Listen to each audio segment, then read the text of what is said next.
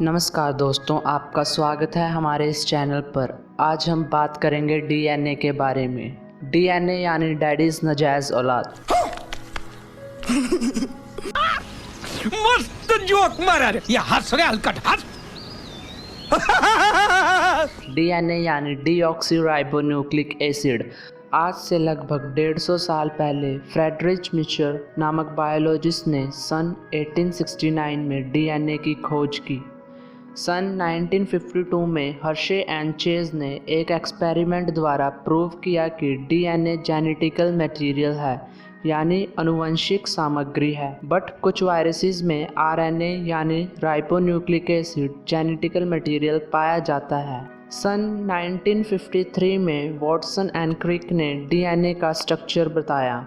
DNA 2 polynucleotide की chain से बना होता है और दोनों चेन एक दूसरे के एंटी पैरेलल होती है, यानी एक दूसरे के विपरीत। इस स्ट्रक्चर को डबल हेलिक्स स्ट्रक्चर बोला जाता है। वहीं अगर आरएनए की बात करें तो वो सिंगल स्टैंडर्ड स्ट्रक्चर होता है, मतलब उसमें सिर्फ एक पॉलीन्यूक्लियोटाइड की चेन पाई जाती है। अब आप सोच रहे होंगे कि यह पॉलीन्यूक्लियोटाइड क्या चीज़ है। पॉलीन्यूक्लियोटाइड का मतलब होता है जो बहुत सारी न्यूक्लियोटाइड से मिलकर बना हो। अब ये न्यूक्लियोटाइड क्या होता है? न्यूक्लियोटाइड एक ऐसा कंपाउंड होता है जो 3 चीज़ों से मिलकर बनता है: शुगर, नाइट्रोजनस बेस और फॉस्फेट ग्रुप। यह तीनों कंपाउंड मिलकर न्यूक्लियोटाइड बनाते हैं। डीएनए में 4 तरह के नाइट्रोजनस बेस होते हैं: adenine, guanine, thymine and cytosine. इसमें से एडेनिन और ग्वानिन को प्यूरिन्स बोला जाता है, वहीं थाइमिन और साइटोसिन्स को पिरामिडिन्स बोला जाता है। एडेनिन और थाइमिन के बीच में डबल हाइड्रोजन बॉन्ड होता है और साइटोसिन और ग्वानिन के बीच में ट्रिपल हाइड्रोजन बॉन्ड होता है। वहीं आरएनए में थाइमिन की जगह यूरेसिल प्रेजेंट होता है। शुगर और नाइट्रोजनस बेस को ही न्यूक्लियोसाइड बोला जाता है, जो कि डीएनए की बैकबोन होती है, यानी डीएनए की रीढ़ की हड्डी। इसके अलावा डीएनए में फॉस्फेट ग्रुप भी प्रेजेंट होता है। तो दोस्तों, अभी तक हमने बात की कि एक न्यूक्लियोटाइड कैसे बनता है। ऐसे ही जब बहुत सारे न्यूक्लियोटाइड आपस में मिल जाते हैं तो वो एक पॉलीन्यूक्लियोटाइड चेन का निर्माण करते हैं। यह न्यूक्लियोटाइड आपस में एक बॉन्ड से जुड़े होते हैं जिसे फॉस्फोडाइएस्टर बॉन्ड बोलते हैं। डीएनए में 2 पॉलीन्यूक्लियोटाइड चेन होती हैं जो कि एंटी पैरेलल होती हैं और आपस में एक दूसरे से हाइड्रोजन बॉन्ड द्वारा जुड़ी रहती हैं। अब आप सोच रहे होंगे कि डीएनए कहाँ पाया जाता है। डीएनए हमारे सेल की कोशिका के न्यूक्लियस में पाया जाता है। हमारे न्यूक्लियस में एक थ्रेड लाइक स्ट्रक्चर यानी धागे के समान एक आकृति पाई जाती है जिसे हम क्रोमोसोम्स बोलते हैं। ह्यूमंस में 23 पेयर्स ऑफ क्रोमोसोम्स पाए जाते हैं, मतलब 33 जोड़ियाँ। क्रोमोसोम्स डीएनए का सबसे कंडेंस फॉर्म होती है, यानी सबसे ज़्यादा कंप्रेस्ड फॉर्म। अगर हम क्रोमोसोम्स को खोलना शुरू करें यानी अनकंडेंस करना शुरू करें तो वो पहले क्रोमेटिन बनता है जिसमें आप न्यूक्लियोसोम देख सकते हो। इस स्ट्रक्चर को बीड ऑन स्ट्रिंग बोला जाता है, यानी मोतियों की माला। अगर हम इसे और अनकंडेंस करें तो यह डबल हेलिक्स स्ट्रक्चर बन जाता है, यानी डीएनए बन जाता है। और अगर हम इस डीएनए के छोटे छोटे पीसेस कर दें तो यह जीन कहलाते हैं। जीन में वो करैक्टर्स होते हैं जो हमें अपने पेरेंट्स से मिलते हैं, जैसे कि हमारी आँखों का रंग, बालों का रंग, हमारी हाइट और बहुत सारी चीज़ें जो हमें अपने पेरेंट्स के समान बनाती हैं।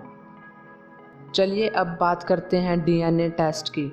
क्या आप जानते हैं लगभग 99.9% डीएनए सभी ह्यूमंस का सेम होता है और 0.1% डीएनए से ही हम एक दूसरे से अलग हैं और यही चीज़ हमें एक दूसरे से अलग बनाती है। क्या आप जानते हैं सिर्फ 1 ग्राम डीएनए में हम 700 टेराबाइट का डाटा स्टोर कर सकते हैं और सिर्फ 2 ग्राम डीएनए में पूरी दुनिया भर का डाटा स्टोर किया जा सकता है। हर बच्चे का डीएनए उसके पेरेंट्स के डीएनए से मिलकर बनता है, तो इसलिए हर बच्चे में उसके माता पिता के गुण होते हैं, यानी जीन्स होते हैं।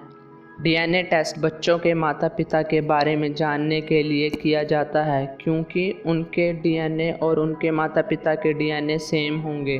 कभी कभी आपराधिक मामलों में भी डीएनए टेस्ट किया जाता है, जैसे कि रेप केसेस, ताकि असली गुनहगार का पता लगाया जा सके।